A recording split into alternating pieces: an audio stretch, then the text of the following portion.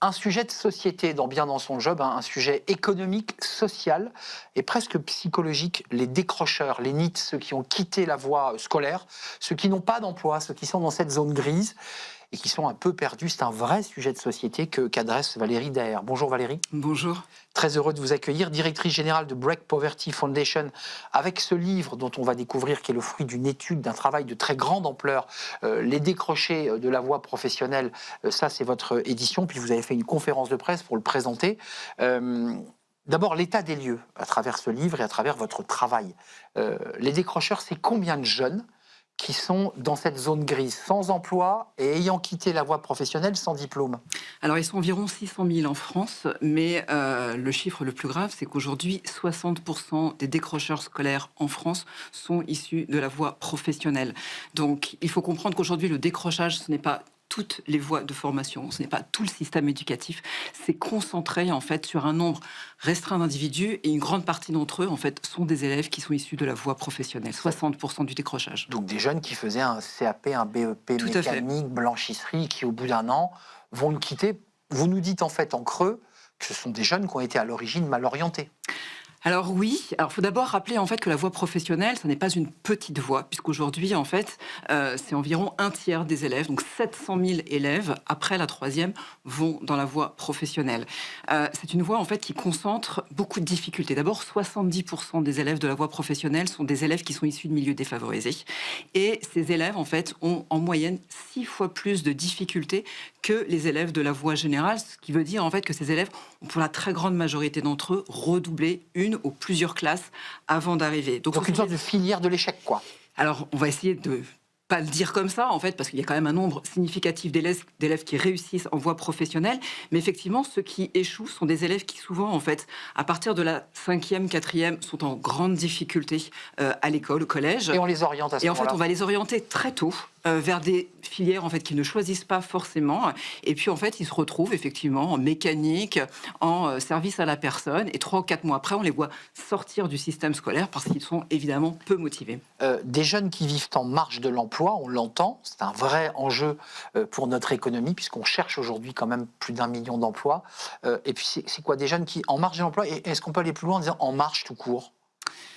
Alors oui, ce sont des élèves qui sont, comme je le disais, en fait, un peu en marge de la société parce qu'ils ont souvent décroché très tôt du système scolaire. En fait, ce qu'on voit en France, c'est que les mécanismes de déterminisme sociaux sont assez clairs. Des élèves défavorisés ont des difficultés d'apprentissage dès le CP. Ils vont cumuler ces difficultés en fait pendant tout le cycle du primaire. À partir de la 5e, de la 4e, ils ne comprennent plus les consignes. Aujourd'hui, en fait, on voit des professeurs dans la voie professionnelle qui nous disent que sur une classe de 15 personnes, ils ont 3 élèves qui ont le brevet des collèges et la moitié des élèves uniquement qui comprennent les consignes. Donc ce sont des élèves qui sont en grande difficulté, qui ont donc vécu le système scolaire en fait comme un échec. Et en fait, derrière le drame scolaire, il y a surtout un drame humain. C'est-à-dire que ce sont des élèves en fait et des jeunes qui perdent confiance en l'avenir, qui perdent confiance en la démocratie, des gens qui vont effectivement se retrouver souvent en dénonçant le système, voire par la violence. La violence, la délinquance, parfois des peines d'emprisonnement, qui est un vrai sujet, mais on fait quoi?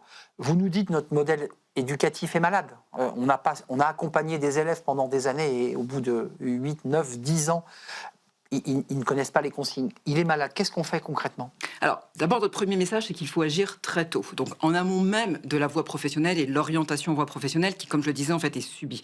Donc, en fait, ce qui est important, c'est que dès les premières années, en fait, de scolarité, dès la maternelle, dès le CP, il faut mettre des moyens supplémentaires dans les quartiers les plus défavorisés. Il faut faire en sorte, en fait, que ces élèves aient du temps et des moyens supplémentaires et les professeurs les mieux qualifiés, en fait, pour pouvoir doublé les classes. Il faut le préciser, qu'il n'y a pas été une mauvaise mesure. Alors, c'était une bonne mesure et qui porte ses fruits, mais il y a encore des enjeux, notamment pour changer les méthodologies et plus individualiser les parcours de formation. Donc il y a d'abord un enjeu à agir très tôt.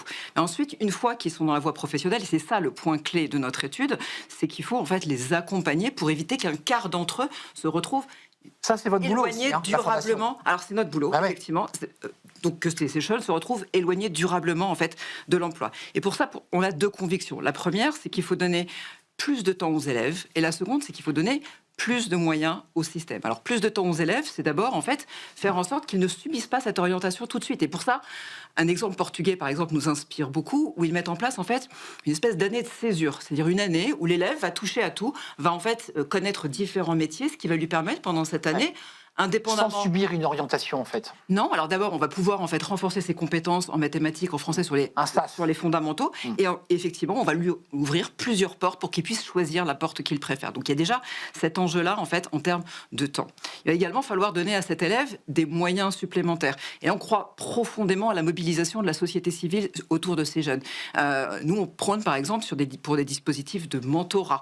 Il faut renforcer le mentorat. Ça peut être des mentors étudiants ou des mentors salariés qui vont aider ces jeunes pendant leur parcours. Il nous reste trop peu de temps. On peut aller sur votre site pour, si on veut être mentor, si les gens veulent s'engager pour vous. Tout à fait. Ils peuvent donner, j'imagine, de l'argent. Alors, ils peuvent nous soutenir financièrement pour mettre en place ces dispositifs, mentorat, parrainage de classe, auquel on tient également beaucoup. Et puis, effectivement, on plaide également pour plus de moyens, notamment pour les professeurs. Et un enjeu clé, c'est de remettre en fait les lycées pro dans les zones d'éducation prioritaire pour que les professeurs aient plus de moyens. Qui sont des sujets politiques par ailleurs, qui sont des sujets essentiels. Vous soulevez là, à travers ce travail et ce livre, un sujet essentiel pour notre vie démocratique aussi, on ne l'a pas évoqué, mais c'est aussi l'enjeu de l'engagement démocratique de cette jeunesse. Les décrochés de la voie professionnelle, on vient de voir la couverture, allez sur le site de Break Poverty Foundation pour pouvoir apporter peut-être votre contribution et aider ces jeunes. Merci infiniment pour votre soutien. Merci Valérie, c'était un vrai plaisir de vous accueillir. On tourne une page, on s'intéresse aux jeunes filles en école d'ingénieur. Alors elles ont choisi leur voie, la bonne voie, mais il y a trop peu de jeunes ingénieurs aujourd'hui qui rentrent dans nos entreprises, dans nos belles entreprises. Comment faire? On en parle avec mes invités, c'est le thème du débat et c'est le cercle RH.